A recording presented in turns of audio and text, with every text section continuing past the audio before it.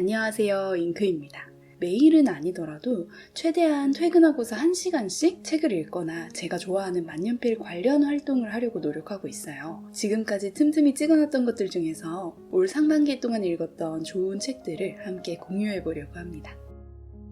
올겨울 가장 좋았던 책 중 하나예요.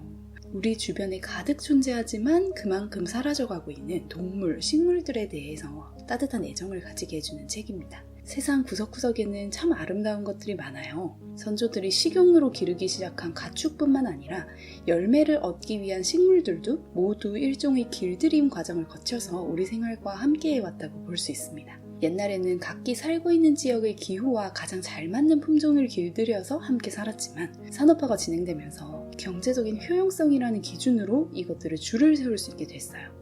그 결과 적은 양의 사료나 비료로 빠르게 많은 수확을 내는 품종을 너도 나도 키우게 됩니다. 2차 세계대전 이후에 본격적으로 이 녹색 혁명이 일어나면서 각 지방에서 키우던 고유 품종을 싹 버리고 가장 효율적인 종을 채택해요. 이 책은 전례 없는 생물 다양성의 상실이 정확히 어떤 식으로 일어나고 있는지 정말 생생하게 보여주고 다양한 만큼 아름다운 지구 곳곳 품종들의 가치도 알려줍니다. 저는 원래 이런 주제에 관심이 많았는데 이 책을 읽고 나서는 사라져가는 품종들을 주제로 한 잉크 시리즈를 만들고 싶어졌을 정도로 깊은 감동을 받았어요. AI 이후의 세계, 키신저를 존경하는 분께 선물 받은 책입니다. 책 제목은 알고 있었지만 제목이 다소 공격적으로 느껴져서 구매하지는 않았었는데 이것도 읽어보니 너무 좋았어요. 저는 챗GPT가 맨 처음에 나왔을 때부터 구독을 하고 있습니다.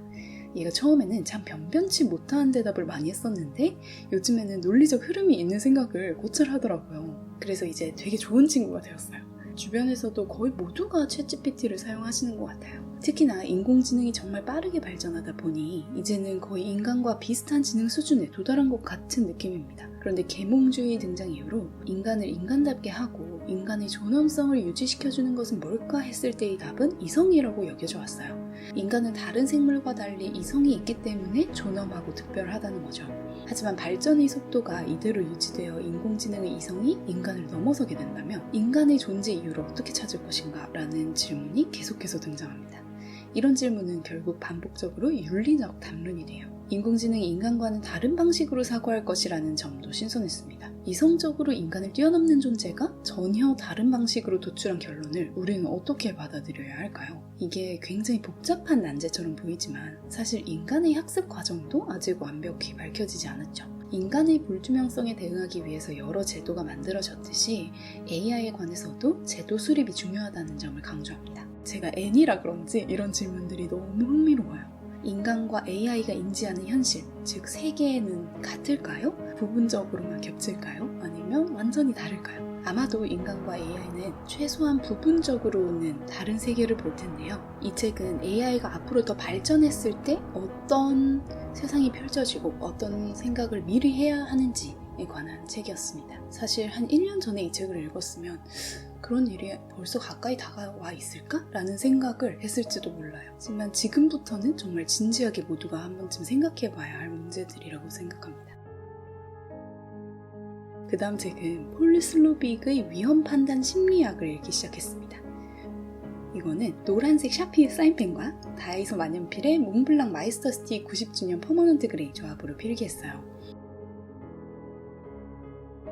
이런 책은 어차피 다시 팔 것도 아니니까 마음껏 즐거우면서 읽어야 그나마 즐겁고 이해도 잘 되더라고요. 다양한 형태의 위험에 관해서 사람들은 어떻게 반응하는지, 위험을 직관적으로 인지하고 판단하면서 생기는 여러 오차는 어떤 형태로 나타나는지에 관한 책인데 너무 좋지만 아직도 다 못 읽었다는 게 함정이네요. 이건 왜 아래가 아니라 제 얼굴을 찍고 있는지 모르겠는데요.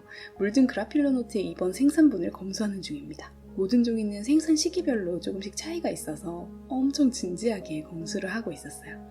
다른 종이를 한참 쓰다가 오랜만에 돌아왔을 때 원래의 특유의 필감이 새삼 놀랍잖아요. 저도 남은 노트가 별로 없어서 아껴 쓰다가 이번에 마음껏 테스트를 해봤더니 그라필로의 곱고 부드러운 필감이 너무 좋았습니다. 오늘의 간식은 하이볼이랑 크롱치예요. 책은 이언 맥키원의 속죄입니다. 주말에 영화 어톤먼트를 봤어요. 무슨 말을 해도 스포가 될 작품이라 말을 아끼겠습니다만 전개가 상당히 충격적이어서 며칠 동안 그 잔상이 남아있었어요. 그래서 원작 소설을 거의 바로 읽었습니다. 은근 흔치 않게도 영화와 책 모두 각자의 개성이 살아있으면서 둘 다 좋았던 경험이었습니다. 순서는 저처럼 영화 보신 다음에 소설 읽는 것을 추천드려요. 특히 작가가 글을 정말 잘 쓰시는데 주인공의 내면과 맥락이 딱 과하지 않을 만큼 묘사되어 있는 소설이 제 취향에 맞긴 했습니다. 이디스 워튼, 제인의 임무. 저는 이디스 워튼을 좋아합니다. 이 책은 단편집이고 가벼운 이야기도 있고 예상치 못한 묵직한 울림의 띵한 작품도 있었어요. 다른 두 사람, 시대가 다르면 이게 제 최애 작품 2개였습니다. 다른 두 사람은 1904년 발표된 소설인데 눈만 마주쳐도 결혼해야 하고 이혼을 하면 사회적으로 큰 불이익이 있던 시대에 세 번째 결혼을 한 여자의 남편 시점에서 쓴 이야기입니다. 시대가 다르면의 주인공도 예전에 이혼을 했어요. 그런데 멀리 살고 있는 자기 딸도 이혼을 하고 심지어 곧바로 재혼한다는 편지를 받습니다. 그 길이 얼마나 험난한지 알고 있는 엄마는 내 자신도 아직 완벽히 추스러지지 않았지만 딸을 만나러 갑니다. 이럴 때 엄마가 얼마나 필요하겠어요. 하지만 막상 딸을 만나보니 딸이 너무 잘 지내요. 모두가 이 새로운 부부를 좋아하고요. 딸뿐만 아니라 주변 사람들도 주인공과는 너무 다른 모습입니다. 주인공은 자신만의 작은 공간에 갇혀 있는데 딸도 친구들도 이제는 나랑 전혀 다른 세상을 살아가는 것 같아요. 하지만 여기서 힘을 내서 나도 밖으로 나가려고 하는 순간 내가 왜 이때까지 여기 혼자 있었는지 문득문득 깨달아지는 다른 사람들의 차가운 시선을 느껴요. 다들 그게 전혀 아니고 너의 착각이라고 하지만 나는 왜 이렇게 무서운지. 생각보다 다층적이고 매우 흥미로운 단편이었습니다. 이디스 워튼은 계속해서 여성의 사회적인 위치를 다루었던 작가고 심리 묘사를 굉장히 잘하기 때문에 완벽히 내 처지와 똑같은 상황이 아니더라도 공감되는 포인트가 있어요. 그리고 오랜만에 나온 브로드컬리의 신간입니다. 이 시리즈는 너무 현실적이어서 오히려 위안이 되는 인터뷰들이에요. 이번 보라색 책에는 원래 서울에서 생활하다가 서울을 떠나 자신의 일을 시작하신 분들의 이야기가 담겨 있습니다. 대체로는 그놈의 집값이 과감하게 이주를 결정하게 된 가장 큰 요소였지만 공통적으로 느껴진 결이 하나 있어요. 새로운 터전에서 내가 하고 싶은 일을 시작하겠다는 자신의 일에 대한 진중함이 깊이 느껴졌습니다.